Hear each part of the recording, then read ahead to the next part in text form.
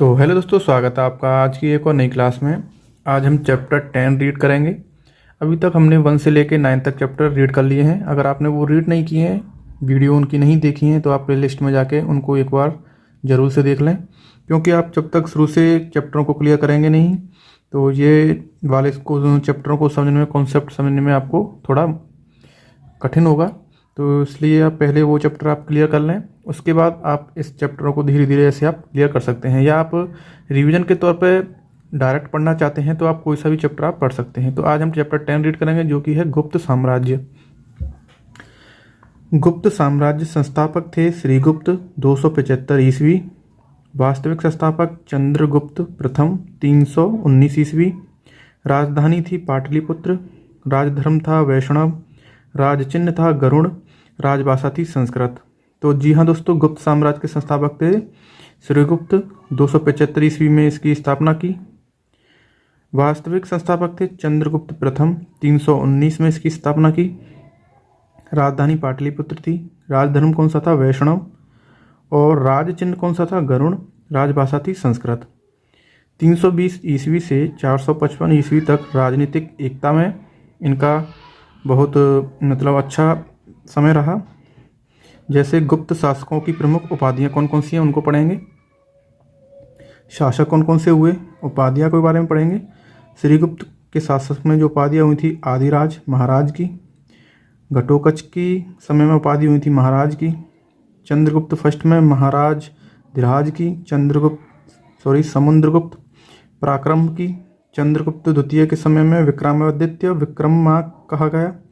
कुमारगुप्त को महेंद्रादित्य की उपाधि मिली और स्कंदगुप्त को शक्रादित्य और शक्रोप की उपाधि मिली। तो दोस्तों, इस प्रकार श्रीगुप्त को आदिराज या महाराज कहा जाता था। घटोत्कच को महाराज कहा जाता था। चंद्रगुप्त फर्स्ट को महाराज धीराज कहा जाता था। समुद्रगुप्त को पराक्रम कहा जाता था। चंद्रगुप्त द्वितीय को विक्रमादित्य और विक्रमांक भी कहा जाता था। कुमारगुप्त को महेंद्र आदित्य भी कहा जाता था। स्कंदगुप्त को शंकरादित्य और शक्रोपम भी कहा जाता था। अब पढ़ेंगे आगे श्रीगुप्त के बारे में। 240 से लेकर 280 ईसा पूर्व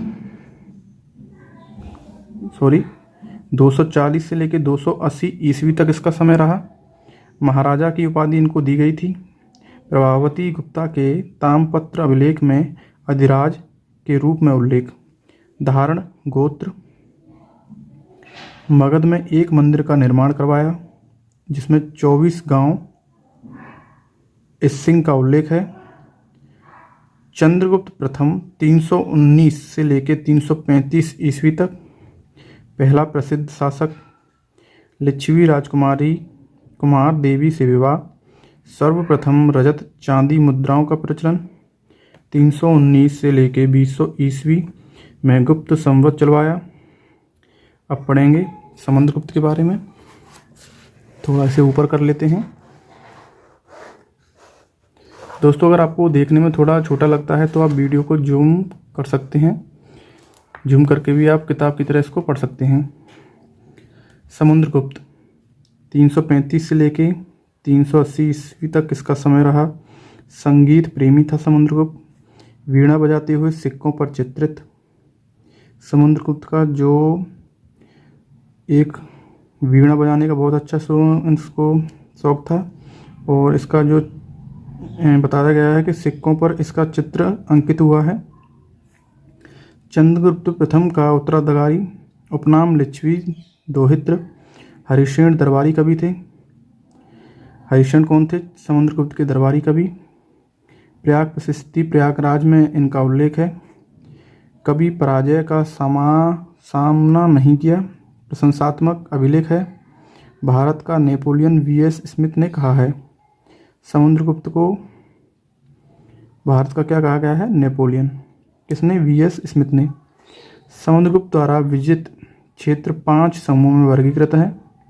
यानी समुद्रगुप्त द्वारा जो क्षेत्र 5 क्षेत्र वो जीते गए हैं, वो कौन कौन से थे? प्रथम समूह, द्वितीय समूह, तृतीय, 5 समूह में वर्गीकृत हैं। पहला था गंगा यमुना दोआब के शासक। द्वितीय समूह पूर्वी हिमाचल के राज्यों नेपाल, असम, बंगाल के शासक। तीसरा समूह है आटविक राज्य, जंगली क्षेत्र में स्थित विंध्य क्षेत्र में। विंध्य यानी एमपी में जो विंध्याचल श्रेणी है, विंध्याचल पर्वतमाला है, उसी के बारे में बताया गया है, जंगल क्षेत्रों में।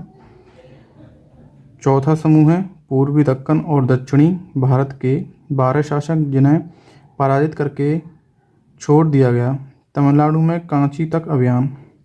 पांचवा समूह है शक कुषाण, जिनमें कुछ अफगानिस्तान में राज करते थे। अब देखिए दोस्तों, चंद्रगुप्त द्वितीय 380 से लेकर 412 ईस्वी तक इसका शासनकाल रहा। चंद्रगुप्त द्वितीय को विक्रमादित्य भी कहा जाता है, यानी विक्रमादित्य की भी उपाधि दी गई थी, हमने कुछ समय पहले चार्ट में पढ़ा था। गुप्त साम्राज्य का चरमोत्कर्ष ये शासक था। नागवंश की राजकुमारी कुबेर नागा से विवाह किया। कन्या प्रभावित का विवाह रुद्रसेन द्वितीय वाकाटक शासक से विवाह। भाई रामगुप्त की पत्नी ध्रुव देवी से, ब्राह्मण जाति की थी। मध्य भारत का शासक। पश्चिमी मालवा व गुजरात पर प्रभुत्व। शक क्षत्रपों के शासन का अंत। उज्जैन क्षत्रपों के शासन का अंत। उज्जैन द्वितीय राजधानी बनाई गई। चंद्रगुप्त द्वितीय के नवरत्न कौन कौन थे वो पढ़ेंगे अब। चंद्रगुप्त द्वितीय के दरबार में 9 विद्वानों ने आश्रय प्राप्त किया, जिन्हें नवरत्न कहा गया। ये हैं कालिदास, अमरसिंह, शंकुक, धर्मतारी, छपड़क, बेताल भट्ट, वररुचि, घटकपर, वाराहमिहिर। ये 9 नवरत्न थे चंद्रगुप्त द्वितीय के शासन में। चलते हैं अगले पेज पर। 409 ईस्वी में शक शासक रुद्रसिंह थर्ड को हराया तथा मालवा क्षेत्र में व्याघ्र शैली में चांदी के सिक्के चलवाए। रजत मुद्राओं का सर्वप्रथम प्रचलन। रजत मुद्राओं देवी ऋषि लिखा हुआ था, उन पर क्या लिखा था, देव ऋषि लिखा हुआ था। मेहरौली से प्राप्त लोह स्तंभ। चंद्र शासक की पहचान चंद्रगुप्त विक्रमादित्य के रूप में की गई। चंद्र शासक की पहचान चंद्रगुप्त विक्रमादित्य के रूप में की गई। इसके समय चीनी यात्री फाहायान, बहुत इंपॉर्टेंट क्वेश्चन है, इसके समय चीनी यात्री फाहायान 399 से लेके 414 ईस्वी तक भारत में रहा, यानी भारत आया। चीन से बंगाल की यात्रा की। फाहायान ने चीन से बंगाल की यात्रा की। अब चंद्रगुप्त द्वितीय के बाद आता है कुमारगुप्त प्रथम, जिसे महेंद्रादित्य की उपाधि मिली थी। इसका समय काल था 415 से लेकर 455 ईसा पूर्व। कुमारगुप्त प्रथम से संबंधित कुछ तथ्य हैं जो हम पढ़ेंगे। सर्वाधिक गुप्तकालीन अभिलेख 18 प्राप्त हुए हैं। सर्वाधिक गुप्तकालीन अभिलेख 18 प्राप्त हुए हैं। सर्वाधिक स्वर्ण मुद्राओं का ढेर बयाना मुद्रा भंडार राजस्थान में प्राप्त हुआ है, जिसमें 623 मुद्राएं पाई गई हैं। 623 मुद्राएं। मयूर शैली की सर्वाधिक। इस शैली में चांदी की कुछ मुद्राएं मध्य प्रदेश में पाई गई हैं। श्री महेंद्रादित्य जैसी उपाधियां सिक्कों पर। इसके स्वर्ण सिक्कों पर गुप्त कुलामल चंद्र एवं गुप्त कुल व्योम राशि उत्कीर्ण है। इसके स्वर्ण सिक्कों पर गुप्त कुलामल चंद्र एवं गुप्त कुल व्योम राशि उत्कीर्ण है। अश्वमेध यज्ञ किया और अश्वमेध प्रकार की मुद्राएं नालंदा विश्वविद्यालय की स्थापना की। अश्वमेध यज्ञ किया और अश्वमेध प्रकार की मुद्राएं नालंदा विश्वविद्यालय की स्थापना की। इंपॉर्टेंट क्वेश्चन है दोस्तों, नालंदा विश्वविद्यालय की स्थापना किसने की थी? कुमारगुप्त प्रथम ने, जिसे महेंद्रादित्य की भी उपाधि मिली थी। नालंदा विश्वविद्यालय के बारे में पढ़ेंगे। समय की माप के लिए जल घड़ी का प्रयोग। महायान बौद्ध धर्म का ऑक्सफोर्ड। समय की माप के लिए जल घड़ी का प्रयोग। महायान बौद्ध धर्म का ऑक्सफोर्ड। पुष्यमित्र नामक जाति का एक आक्रमण। पुष्यमित्र नामक जाति का आक्रमण, स्कंदगुप्त के भीतरी स्तंभ अभिलेख में वर्णन, स्कंदगुप्त के भीतरी स्तंभ अभिलेख में वर्णन, स्कंदगुप्त द्वारा पराजित। अब आगे पढ़ेंगे।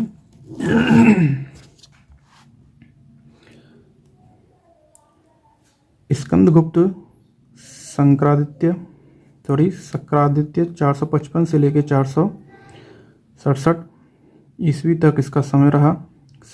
शक्रादित्य का उपाधि कहुमा अभिलेख से ज्ञात है। हुणों का आक्रमण, हिंदुकुश पार कर गंधार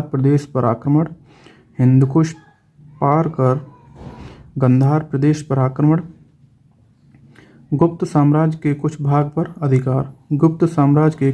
पर अधिकार, सौराष्ट्र प्रांत में पर्णदत्त राज्यपाल नियुक्त, जूनागढ़ अभिलेख में उल्लेख, गिरनार के प्रशासक चक्रपालित द्वारा सुदर्शन झील के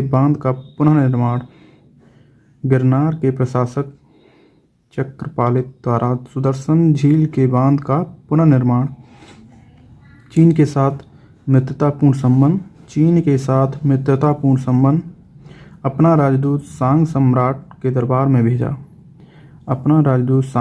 के दरबार में भेजा, उत्तराधिकारी भानुगुप्त, पूर्वी मालवा में हूण सत्ता का अंत, प्रथम स्वतंत्रता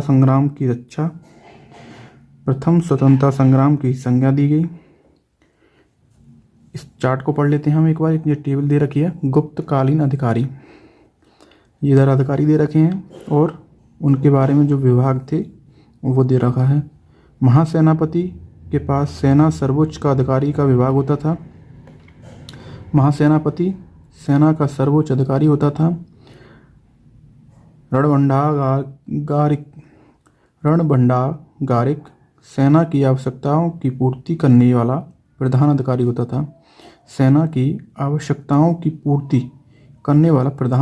होता था। महासंधि विग्राहक कौन होता था? युद्ध व शांति का प्रधान होता था। यांडा गाराधिकृत कौन होता था? राजकीय कोष का प्रधान होता था। महाअचपटेलक कौन होता था? अभिलेख विभाग का प्रधान होता था। सर्वाध्यक्ष कौन होता था? केंद्रीय सचिवालय का प्रधान होता था। महाप्रतिहार कौन होता था? राजप्रसाद का मुख्य सुरक्षा अधिकारी। ध्रुवाधिकारण भूमि कर वसूलने वाले विभाग का प्रधान। अग्रहारी दान विभाग का प्रधान। महावारिधाकृत सेना का सेनापति सर्वोच्च अधिकारी। महादंडनायक न्यायाधीश होता था। संधि विग्रहिक कौन होता था? युद्ध तथा संधि के विषयों से संबंधित युद्ध मंत्री होता था। दंडपाशक कौन होता था? पुलिस विभाग का सर्वोच्च अधिकारी। विनस्तिक स्थापक शिक्षा अधिकारी होता था। चलेंगे नेक्स्ट पेज पे तरफ, इसको पढ़ लेते हैं। एरणअभिलेख। उत्तराधिकारी भानुगुप्त, पूर्वी मालवा में हुण सत्ता का अंत, प्रथम स्वतंत्रता संग्राम की संज्ञा दी गई। एरणअभिलेख। मित्र गोपालराज की हुणों से युद्ध करते हुए मृत्यु, पत्नी जलकर सती प्रथा का प्रथम अभिलेख साक्ष्य। और आगे पढ़ते हैं, चैप्टर थोड़ा लेंदी है, आराम से पढ़ेंगे धैर्य के साथ।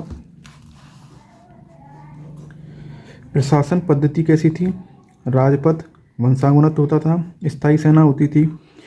ग्रामवासियों से बेगार निःशुल्क श्रम, विष्टि अधिकारियों और सेना की सेवा के लिए। इधर एक टेबल दे रखी है, उसे भी पढ़ेंगे। भूमि संबंधी करों की संख्या में वृद्धि। राज्य द्वारा उपज का चौथे भाग से कर लिया जाता था, यानी 1/4 भाग से राज्य से कर लिया जाता था। छठे भाग तक भाग। वाणिज्यिक करों की संख्या कम। ऊपरी कर, अतिरिक्त कर। विकेंद्रीकरण की प्रवृत्ति में वृद्धि। भोग। राजा को समय समय पर फल फूलों की आपूर्ति। सेना भक्ति। सेना के किसी गांव से गुजरने पर लोगों द्वारा दिया जाने वाला भोजन। सेना भक्ति, सेना के किसी गांव से गुजरने पर लोगों द्वारा दिया जाने वाला भोजन, यानी किसी गांव से सेना जब गुजरती थी तो उनको भोजन दिया जाता था, वो सेना भक्ति कहलाता था। सामाजिक स्थिति कैसी थी? पितृ सत्तात्मक सत्ता थी। वर्ण जातियां उपाजातियों में विभाजित थी। स्त्रियों को भी अधिकार प्राप्त, भूमि में हिस्सा कात्यायन के अनुसार। मुद्राएं, सर्वाधिक स्वर्ण मुद्राएं गुप्त काल में चलाई गईं। दीनार कहा गया अभिलेखों में मुद्राओं को क्या कहा गया? दीनार। गुजरात विजय के बाद बड़ी संख्या में चांदी के सिक्के आए। गुजरात विजय के बाद बड़ी संख्या में चांदी के सिक्के।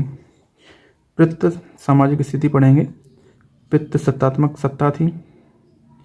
वर्ण जातियों उपजातियों में विभाजित थे।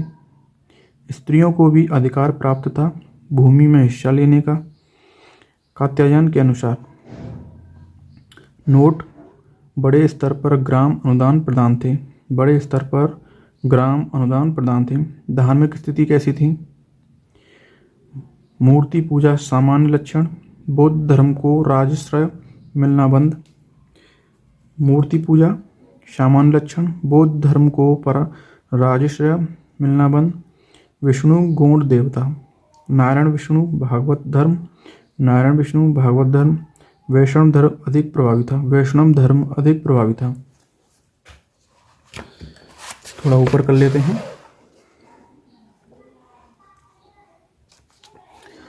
अब ये एक टेबल दे रखी है, गुप्तकालीन प्रमुख मंदिर थे उनके बारे में पढ़ेंगे।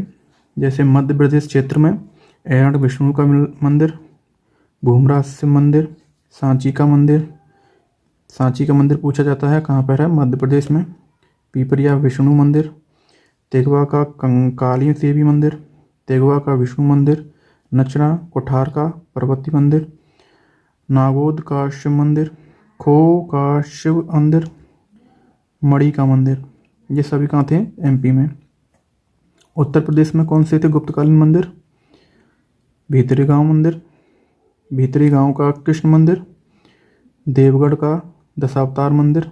ये पूछे जाते हैं दोस्तों। हाल ही में जो यूपी कांस्टेबल और जो यूपी की संबंधित कुछ भर्तियाँ चल रही हैं उनमें ये यूपी संबंधित क्वेश्चन पूछे जाते हैं कि भीतरी गांव का कृष्ण मंदिर और देवगढ़ का दशावतार मंदिर कहाँ पर है? तो यूपी में। और ये किस समय काल से संबंधित है? तो गुप्तकालीन प्रमुख मंदिरों से संबंधित है। राजस्थान में कुछ संबंधित मंदिर, मुकुंदरा दर्रा का मंदिर। छत्तीसगढ़ में सिरपुर का लक्ष्मण मंदिर। बिहार में मणिनाग का मंदिर। बिहार में कौन सा है? मणिनाग का मंदिर। गुप्तकालीन साहित्य। अब गुप्तकालीन साहित्य में जो प्रक्रिया हुई उनके बारे में पढ़ेंगे। मृच्छ कटिक्रम या माटी की खिलौना गाड़ी। रचनाकार शूद्रक। निर्धन ब्राह्मण के साथ वैश्या का प्रेम वर्णित एकमात्र दुखांतक नाटक। देवी चंद्रगुप्ता। रचनाकार विशाखदत्त। चंद्रगुप्त द्वारा सकराज का वध कर ध्रुव स्वामिनी से विवाह का वर्णन। अभिज्ञान शाकुंतलम। रचनाकार कालिदास। ये सभी किताबों के नाम हैं, ये पूछ लिया जाता है पेपर में। अभिज्ञान शाकुंतलम के लेखक रचनाकार कौन है? कालिदास। राजा दुष्यंत और शकुंतला की प्रेम कथा के बारे में वर्णन है। पुत्र भरत प्रसिद्ध राजा। यूरोपीय भाषा में अनुवादित प्रथम भारतीय रचना। मुद्रा राक्षस। रचनाकार विशाखदत्त। चंद्रगुप्त मौर्य के सिंहासन पर बैठने की कथा के बारे में वर्णन है। चलते हैं नेक्स्ट पेज पर।